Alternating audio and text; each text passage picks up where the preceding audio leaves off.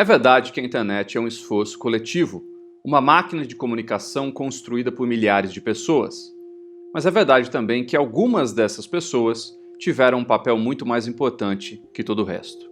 Ainda que você conheça um ou outro, existe gente fundamental para o sucesso da internet no Brasil, com o qual nem mesmo gente que trabalha há décadas com tecnologia está familiarizado. Em abril, um desses pilares morreu. Se hoje você e dezenas de milhões de brasileiros usam a internet diariamente, é por culpa de Eduardo Tadao Takahashi. Tadao, como era conhecido, era um sujeito brutalmente respeitado pelo mercado e que, mesmo com esse enorme impacto, sempre odiou aparecer. Décadas antes de Instagram, WhatsApp e YouTube, o grupo de pioneiros do qual Tadao fazia parte quebrava a cabeça para entender como aquela rede ainda acadêmica adotaria um modelo que garantisse o seu funcionamento livre e universal. Nesse processo todo, Tadao foi fundamental em dois pontos muito importantes. A computação sempre esteve presente na vida do Tadao. Nascido em Campinas, ele se formou em Ciência da Computação e Comunicação Social e passou a dar aulas de computação na Unicamp.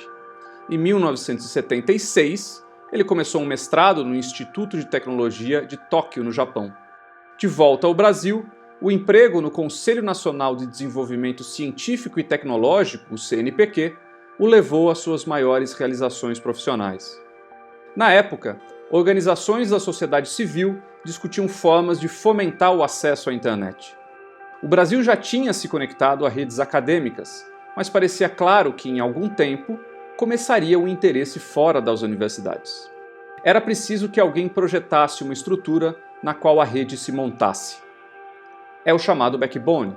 Em 1989, a responsabilidade de criar o backbone caiu no colo de Tadao, convocado para assumir a liderança da RNP, a Rede Nacional de Pesquisa.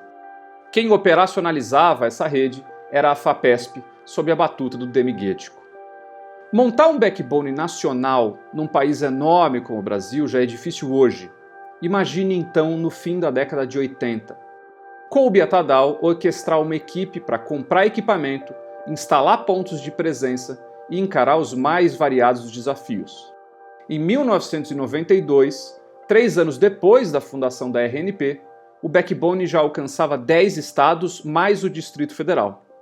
Foi por essa infraestrutura, coordenada por Tadao, que a internet comercial arrancou no Brasil.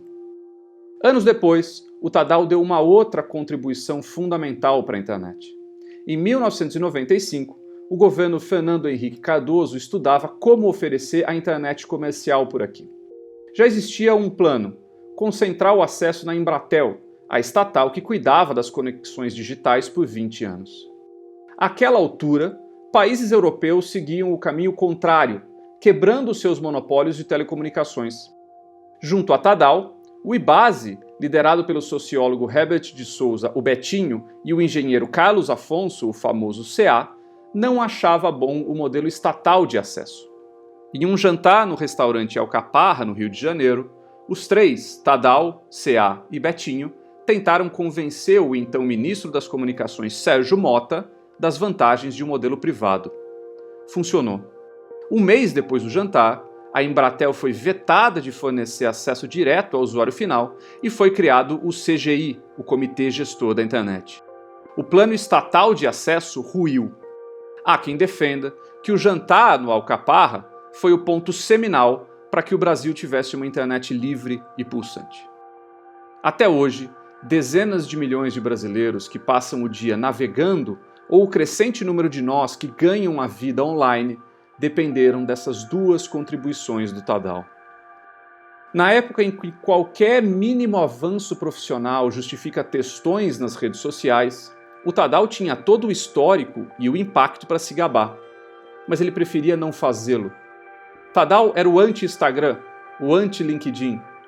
Fora do pequeno grupo que estuda esse setor, ele era um ilustre desconhecido, e isso nunca o incomodou. Pelo contrário, o Tadao gostava de ser desconhecido. Ele rejeitou incontáveis entrevistas e convites porque não gostava de aparecer. Poucas pessoas tiveram contato com o Tadao de verdade, o perfeccionista que se cobrava muito, o trabalhador incansável, O dono de um humor fino e irônico, principalmente quando tirava sarro de si mesmo. O amigo que jamais se negou a discutir uma ideia, por mais estapafúrdia que fosse. Tadal morreu em abril. Alguém que impacta a vida de tantos brasileiros não é exatamente um desconhecido. A gente só precisa conectar o autor e a obra.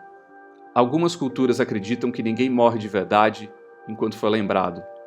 Nos esforcemos então para que mais pessoas entendam a importância que Tadao Takahashi teve para a internet no Brasil.